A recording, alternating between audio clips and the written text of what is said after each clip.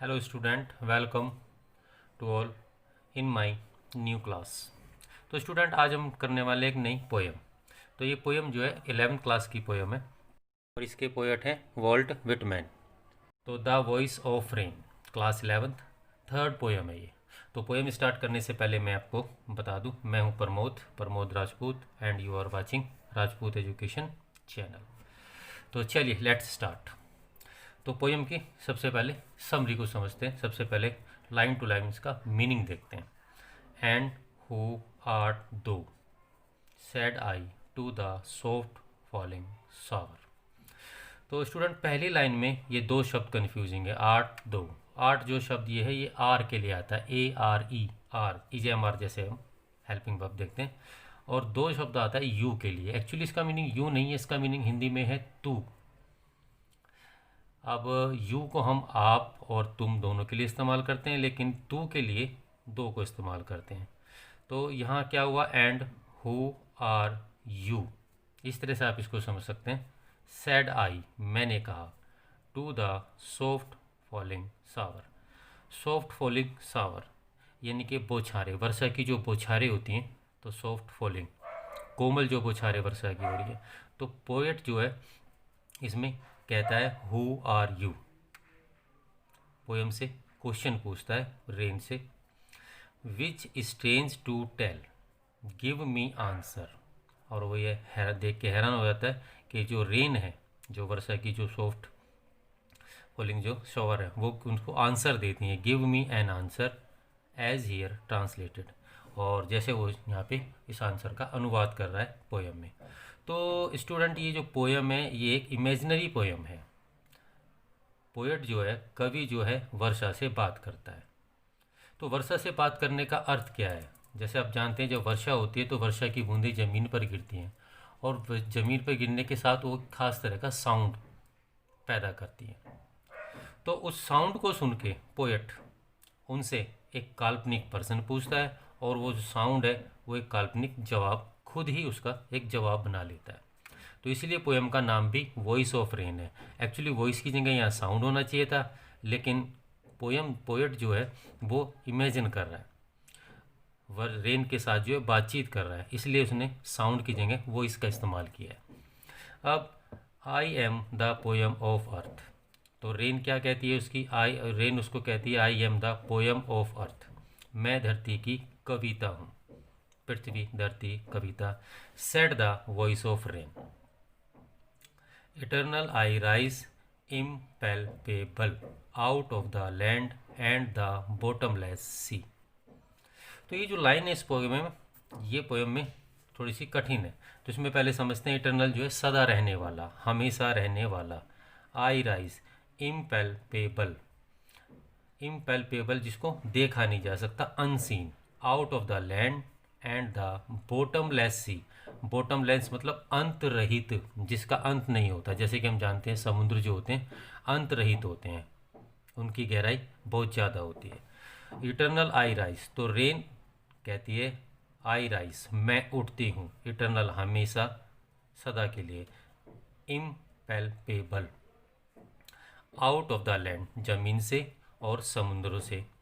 इम्पैल्पेबल का मतलब क्या हुआ, ना दिखने वाली, जो दिखती नहीं है।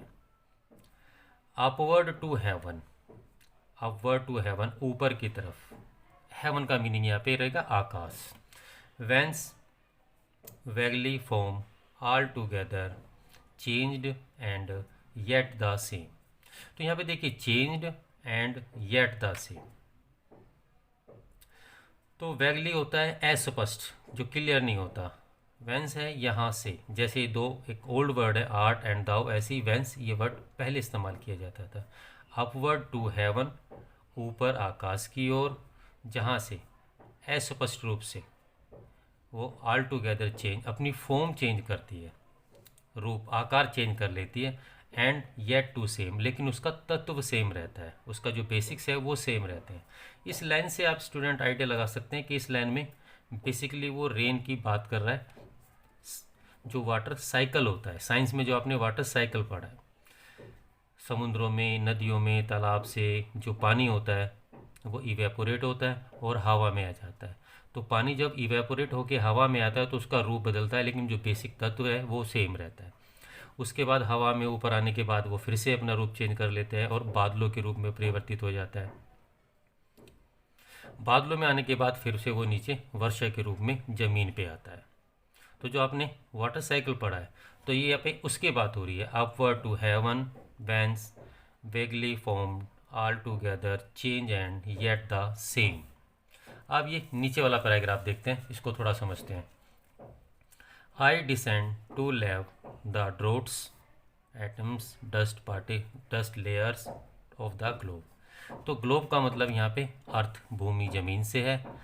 ड्रोट सूखे के लिए आता है। LAVE लैब का मतलब होता है स्नान कराना, नहला देना।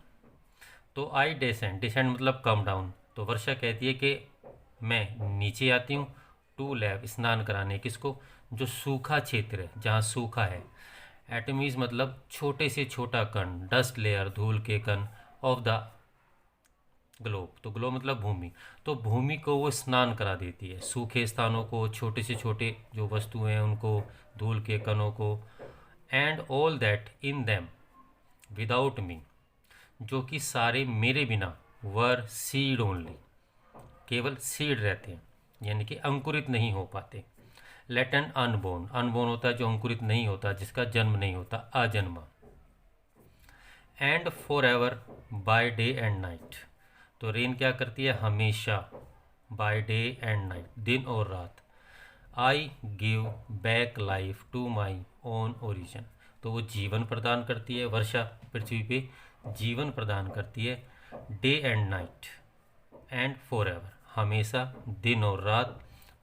वर्षा जो होती है, रेन, पृथ्वी पर जीवन प्रदान कर देती है। और वर्षा के लिए पृथ्वी क्या है? ओरिजिन, उसका जन्म स्थान। And make pure and beautify it. और वर्षा पृथ्वी को हमेशा प्योर, शुद्ध करती है और सुंदर करती है। तो वर्षा पृथ्वी को सुंदर करती है, इसका मीनिंग है हरियाली लाती है, क्योंकि बारिश के आने से खेत, जो प्लांट्स, पौधे होते हैं, वो सब हरे होने लगते हैं, नए बीज अंकुरित होने लगते हैं। तो प्योर, शुद्ध करती है हमारे एटमॉस्फेयर को, वातावरण को, और ब्यूटीफुल बनाती है, यानी कि ग्रीनरी लाती है। अब लास्ट की 2 लाइन अगर आप देखें इस पोएम में, तो ब्रैकेट्स के अंदर लिखी गई है। इससे पहले जो पोएम हमने देखी वो बातचीत है पोएट और रेन के बीच में, लेकिन ये जो 2 लाइनें हैं ये पोएट की अपनी कल्पना है, बातचीत नहीं है, इसलिए इसको पोएट ने ब्रैकेट में रखा हुआ है। For song issuing from its birth place after fulfilment, wandering recked or unrecked with love returns. तो इसमें हम देखेंगे song, for song issuing its birth place after fulfilment. Fulfilment मतलब तृप्त हो जाना, इच्छा पूरी हो जाना, किसी काम का पूरा होना। वेंटिंग का मतलब होता है भटकना, इधर उधर जाना। रैक्ड और अनरैक्ड, ये जो रैक्ड और अनरैक्ड है ये सबसे इम्पोर्टेंट लाइन है इस पोएम में, क्योंकि एग्जाम में जो क्वेश्चन आते हैं ज़्यादातर इसके बहुत होते हैं। रैक्ड अनरैक्ड का मतलब होता है वेदर एनीबडी हियर और नॉट, कोई सुनता हो या नहीं, कोई ध्यान देता हो या नहीं। तो इस लाइन का मीनिंग समझते हैं। फॉर सॉन्ग, तो कवि कल्पना करता है कि जैसे रेन है अपना काम करती है, ऐसे ही कवि का गीत होता है। तो कवि का जो गीत होता है वो उसके मन में, उसके हृदय में जन्म लेता है। उसके बाद कवि अपना गीत गाता है, अपने सुरों की जो है बौछार करता है पृथ्वी पर। अब कवि को इस बात से कोई अंतर नहीं पड़ता कि उसके गीत को कौन सुनता है या कौन नहीं सुनता। बिल्कुल उसी तरह से वर्षा है, वर्षा जो है एक अपना चक्र पूरा करती है, ज़मीन से चलती है, आसमान में पहुंचती है, उसके बाद वहाँ से वापस ज़मीन में आती है और पृथ्वी को शुद्ध और हरियाली, पृथ्वी को शुद्ध करती है और उस पर हरियाली लाती है। सेम रेन भी जो है किसी की परवाह नहीं करता कि कोई उसे ध्यान देता है या नहीं देता, कोई उसे देखता है या नहीं देखता। तो ये पोएम का जो है लाइन टू लाइन मीनिंग है। अब इसके नीचे हम थोड़े से इसके वर्ड देख लेते हैं, जैसे बॉटमलेस हमने ऊपर अभी पोएम में पढ़ा। तो बॉटमलेस मीन्स होता है एंडलेस, अंतहीन। इम्पैल्पेबल होता है अनटच्ड, जिसको छुआ नहीं जा सकता, जैसे इस पोएम में इसका मीनिंग वाटर वेपर से है, जिसको छू नहीं सकते। वैगली होता है नॉट क्लियर, जो साफ नहीं है। डिसेंट होता है कम डाउन, नीचे आना। लैव होता है टू बाथ, नहला देना। लेटेंट होता है अनसीन। रेक्ड और अनरेक्ड मैंने अभी आपको बताया। वेदर एनीबडी हियर और नोट, कोई ध्यान दे अथवा ना दे। पोएट जो है पोयम में क्या कहता है, वो एक काल्पनिक पोयम है, वो कल्पना में रेन से बातें करता है। वो रेन से वर्षा से पूछता है कि तुम कौन हो, तो वर्षा जवाब देती है। तो वर्षा के जवाब देने का मतलब क्या है, वो खुद की कल्पना कर रहा है। तो वर्षा उसे जवाब देती है कि वो पृथ्वी की अर्थ की जो है कविता है। अर्थ पृथ्वी की कविता होने का मीनिंग है वो पृथ्वी का श्रृंगार करती है, पृथ्वी को जीवन देती है, क्योंकि वो एक चक्र में चलती है।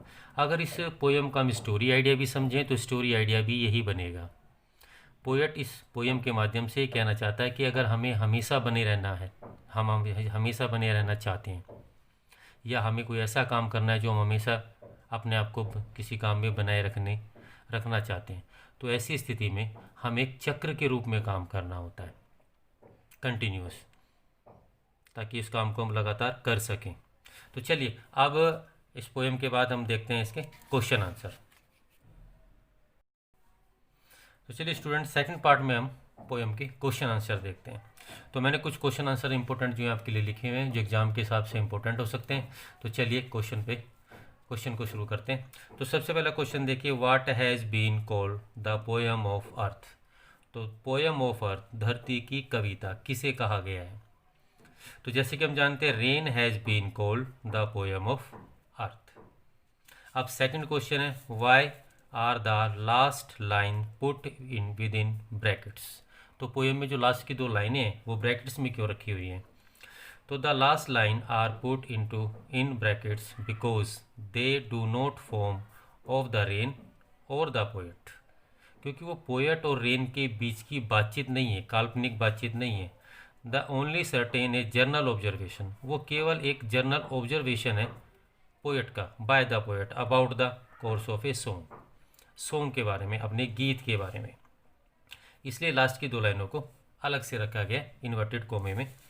हाउ, थर्ड क्वेश्चन देखते हैं, how is the cyclic moment of rain brought out in the poem. तो पोएम में जैसे मैंने आपको बताया साइक्लिक मोमेंट है, यानी कि एक चक्र है, जिसे हम साइंस की भाषा में जल चक्र कहते हैं। तो the poet description of rain, जो रेन का वर्णन करता है, इज साइंटिफिकली ट्रू, वो साइंस के हिसाब से बिल्कुल सही है। The birth place of the, तो जो बर्थ प्लेस होता है रेन का, वो जो है अर्थ होता है। It continually rise from foam land and the sea. तो कंटिन्यूसली रेन कहाँ से, लैंड से और समुद्रों से ऊपर चलती है। It rise toward the sky, आकाश की ओर चलती है। And take a wake shape in the form of cloud, उसके बाद अपनी शेप जो है बदलती है, परिवर्तित करती है, बादलों का रूप ले लेती है। वैन इट फॉल, और जब वो बादलों बनने के बाद नीचे की तरफ आती है, तो इट बाथ एवरीथिंग सॉफ्टली, तो सब चीज़ों को पृथ्वी पर नहला देती है, सब चीज़ों को गीला कर देती है। It make the earth pure and beautiful, तो पृथ्वी को प्योर, शुद्ध बना देती है और सुंदर बना देती है। सुंदर मतलब हरियाली फैला देती है। तो वर्षा जो है, जल जो है, एक चक्र में चलता है, इसलिए पोएम में जो साइक्लिक मोमेंट है उसकी बात की गई है। Where does the song and rain return. तो सॉन्ग और जो रेन है वो वापस कहाँ आते हैं। The song and rain return to the place of their origin, तो दोनों ही जो अपने ओरिजिन, जन्म स्थान है, वहाँ पर वापस आ जाते हैं। The origin of song is poet heart and the origin of rain is earth. तो जैसे जो गीत है उसका ओरिजिन पॉइंट जो होता है वो पोएट का हार्ट होता है, इसी तरह से रेन का जो ओरिजिन पॉइंट है वो अर्थ होता है। तो दोनों वापस अपने ओरिजिन पॉइंट्स पे आ जाती है। अब इसके बाद एक क्वेश्चन और देखते हैं, explain the word rect or अनरेक्ट।